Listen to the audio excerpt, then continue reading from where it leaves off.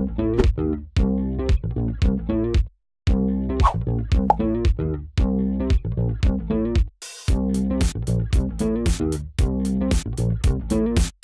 à tous, c'est Carla et bienvenue sur ma chaîne Codaléa. Aujourd'hui, je vous propose une vidéo update lecture. Je vais faire avec vous le point sur mes lectures, donc à mon avis de mes 2 mois précédents.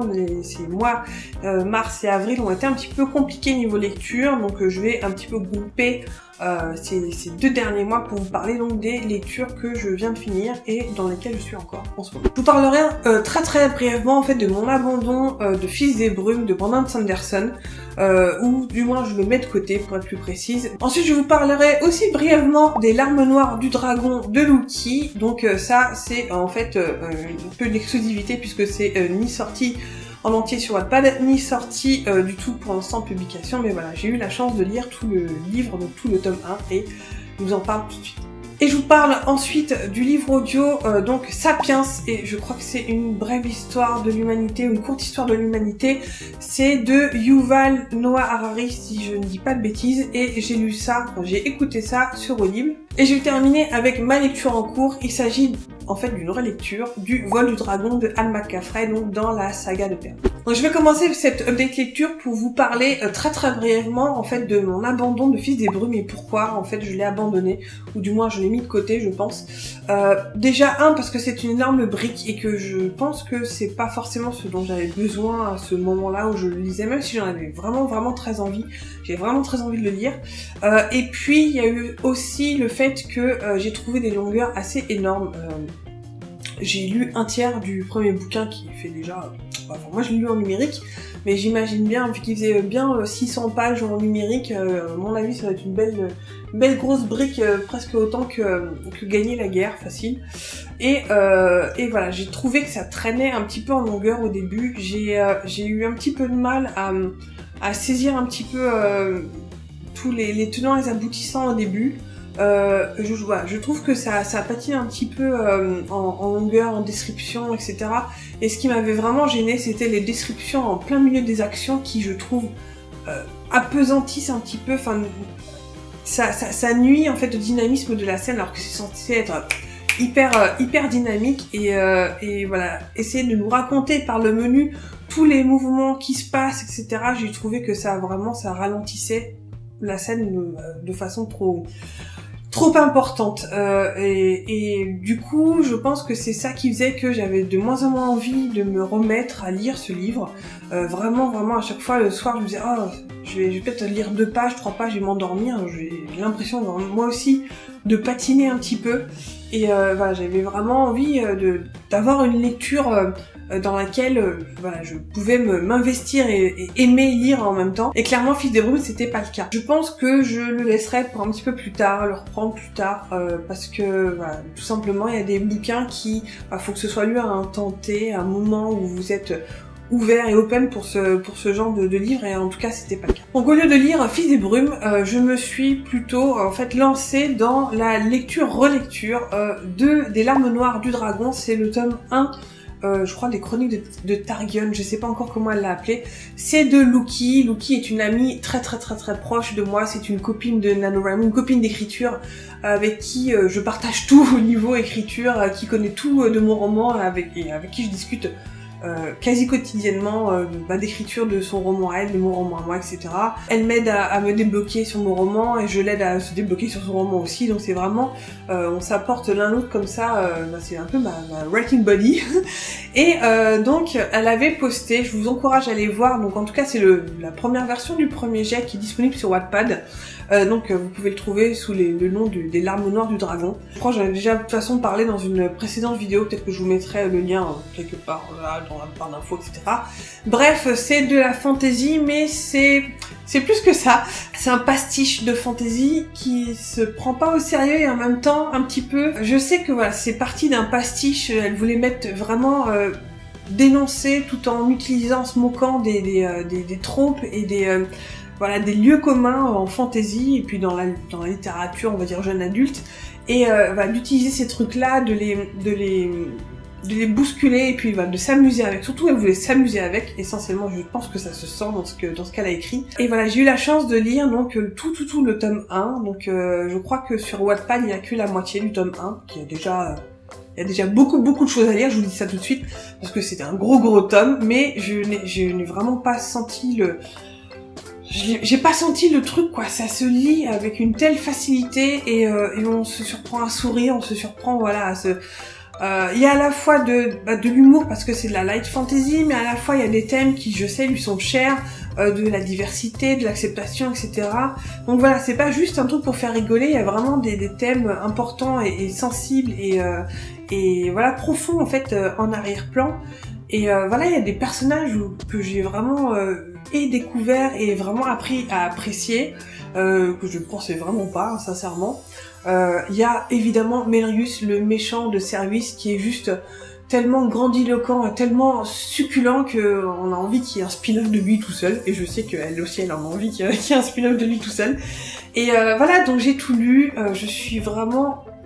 voilà, elle m'a vraiment éblouie avec ce premier tome, c'est son premier roman, hein, quelque part, et on sent qu'elle a vraiment pris beaucoup de plaisir à l'écrire, elle s'est vraiment investie dedans, et je sais qu'elle a aussi investi beaucoup de temps là-dedans, elle est quasiment 24h/24 dedans depuis 2-3 ans, je dirais. Voilà, je pense que c'est un livre qui mériterait, j'espère, je touche du bois, qu'un jour il y a une maison d'édition qui va se pencher sur son livre, parce que je trouve qu'il a tout à fait sa place entre les mains de lecteurs et c'est un livre que j'ai vraiment envie que les gens lisent, et c'est pour ça que je vous invite à aller voir déjà ce qui s'est dit sur Wattpad, enfin ce qui se lit sur Wattpad déjà, et en même temps je sais que cette version sur Wattpad elle a vraiment bien remasterisé, bien reprise. Voilà, donc j'espère qu'il y aura quelqu'un qui va voilà, se pencher sur ce manuscrit et publier ce truc là, parce que franchement moi j'ai pris un pied énorme et voilà, c'est de la light fantasy que j'aimerais vraiment lire plus souvent. Je continue ensuite donc avec ma lecture que je viens tout juste de finir. Là je vous filme cette vidéo, on est le 1er mai et j'ai terminé ça il y a à peine une demi-heure. Donc il s'agit de Sapiens, je crois que le sous-titre c'est une courte histoire de l'humanité, une brève histoire de l'humanité, et c'est de l'auteur, je sais plus comment il s'appelle, c'est Yuval Noah Harari, je crois qu'il est israélien. Et donc c'est un livre que j'ai écouté sur Audible, donc il est disponible sur Audible si ça vous intéresse. Et je conseille fortement notamment de l'écouter, enfin le narrateur est juste parfait.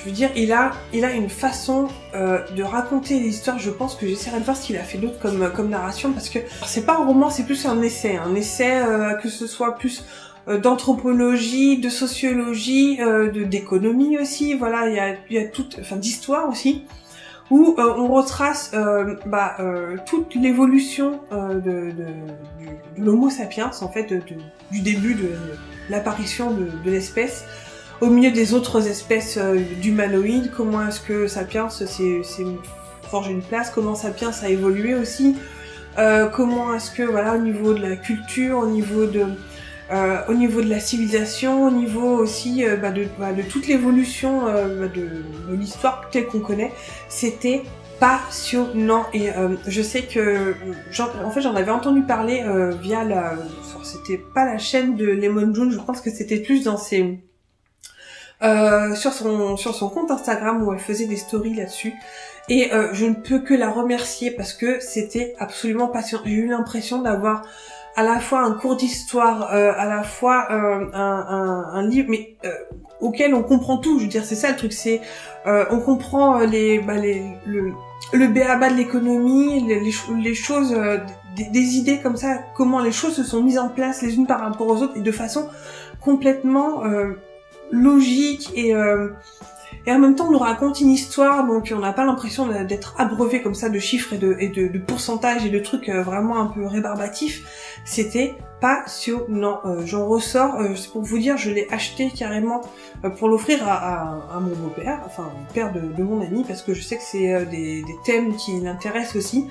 Et voilà, j'ai appris plein de choses. J'ai appris que il fut un temps, en fait, sur Terre, il y avait plusieurs races humanoïdes qui cohabitaient en même temps, que l'Homo sapiens enfin, l'histoire de l'Homo sapiens c'est hyper intéressante, mais aussi hyper interpellante parce que, en fait, on se rend compte que il a tout viré sur son passage, en fait, que ce soit les autres espèces humanoïdes, les animaux, etc. Enfin, Homo sapiens sur Terre, ça a été en fait une arme de destruction massive, quoi.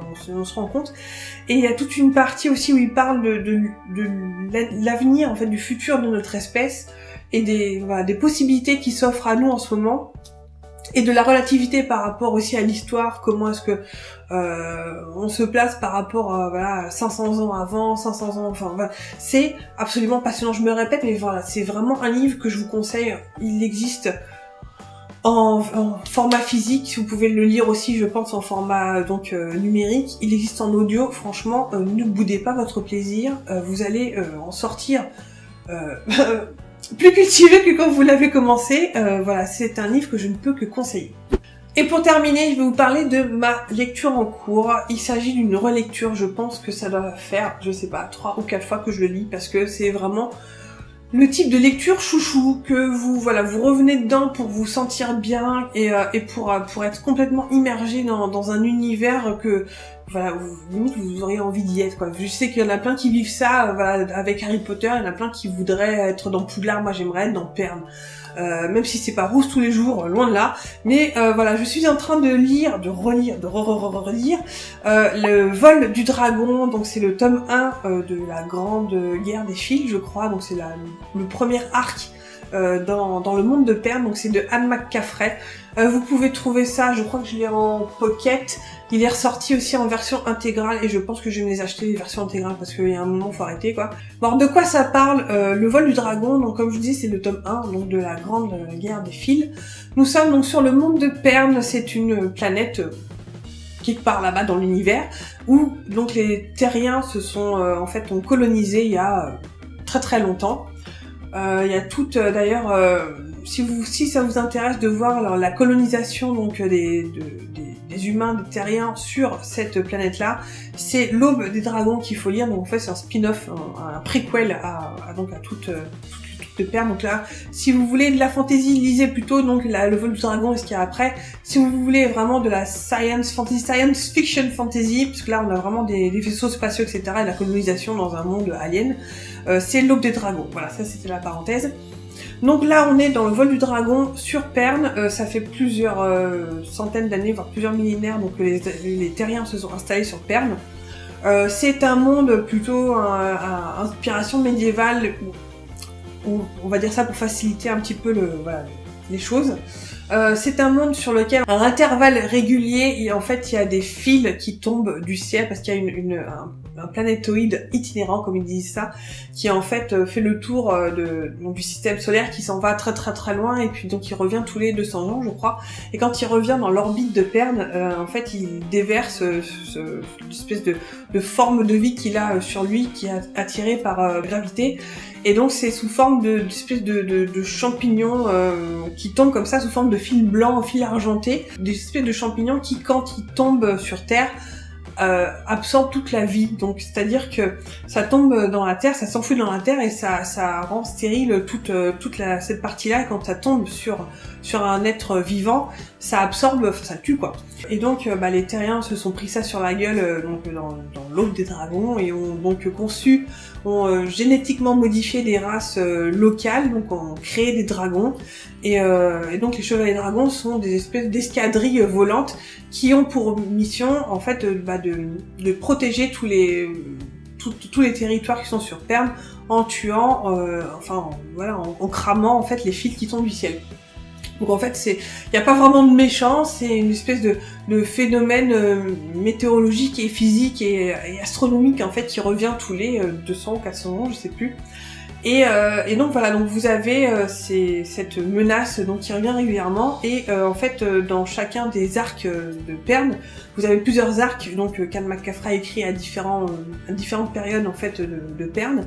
Mais bon, il y a toujours ces fils qui tombent et donc ces gens qui luttent contre les fils. Voilà, je pense que j'ai un petit peu bien débroussaillé le terrain. Et donc on a à la fois quelque chose de fantasy et un petit peu de science-fiction quand même à un certain degré. Pour vous dire, enfin la balade de Pern, c'est vraiment, ça a été écrit dans les années 60, c'est vraiment un monument, comment dire, un livre culte de la fantaisie occidentale, on va dire ça comme ça. Et c'est un livre que je pense, enfin en tout cas des sagas, que je pense qu'il faut vraiment que tous les fans de fantasy aient lu, parce que ça a été un précurseur. Autant Tolkien a été vraiment à marquer son jalon, à lancer la fantasy un petit peu moderne telle qu'on la connaît, mais il y a eu aussi Anne McCaffrey, donc avec sa balade de Pern, et qui a aussi des héroïnes fortes, qui a un petit côté féministe aussi dans son approche, en tout cas de son monde-là, et puis de ses personnages féminins, même si, voilà, je le redis, ça a été écrit dans les années 60, donc même s'il y a des côtés un petit peu avant-gardistes, avec des femmes un petit peu proéminentes et en charge, etc., il reste quand même un petit peu la culture du viol, etc., qui sont quand même assez présents. Il faut juste être au courant de ça. Néanmoins, l'univers qui est dépeint là-dedans, c'est juste tellement grand et grandiose que voilà, moi, si tu me dis demain tu vas faire un Chevalier Dragon de Pern, je signe où je signe où parce que c'est juste génial. Voilà, c'est là-dessus que se termine cette vidéo. J'espère que ça vous aura plu. Si vous avez des questions, comme d'habitude, je me répète, mais si vous avez des questions, n'hésitez pas à me laisser un petit commentaire là-dessous, je me ferai un plaisir de vous répondre. Et là-dessus, je vous souhaite d'excellentes séries, d'excellentes lectures, évidemment, et je vous dis à la prochaine dans une nouvelle vidéo. Ciao!